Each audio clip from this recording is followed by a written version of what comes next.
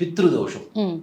మన పూర్వీకులు ఎవరైతే 60 సంవత్సరాల కంటే ముందు చనిపోయి ఉంటారో, బిలో 60 ఆడవాళ్ళు చనిపోతే స్త్రీ శాపం అంటాం, ఇందాక చెప్పుకున్నాం. కారణాలతో పాటుగా మగవాళ్ళు చనిపోతే పితృదోషం అంటాం.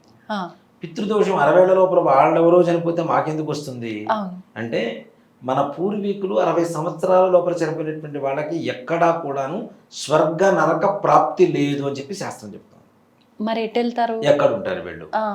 ఇక్కడ మనం పుట్టినప్పటి నుంచి చచ్చేంత వరకు, చచ్చిన తర్వాత ఏం చేస్తారు? కొడుకు వెళ్ళి కర్మ చేస్తాడు, తడి బట్టలతో కర్మ చేస్తాడు.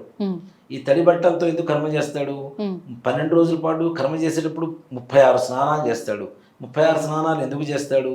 నువ్వులతో నీళ్లు ఎందుకు వదులుతాం, బియ్యంతో నీళ్లు ఎందుకు వదులుతాం? ఇవన్నీ ఒక విషయానికి వస్తేనన్నా చాలా గొప్ప సబ్జెక్ట్ నాన్న ఇది. నిజంగా ప్రతి ఒక్కళ్ళు చనిపోయిన తర్వాత ఏం జరుగుతుంది, ఏం జరగబోతుంది, చేయడానికి గల కారణాలు ఏంటని చెప్పి తెలుసుకునేటువంటి మంచి విషయం ఇది.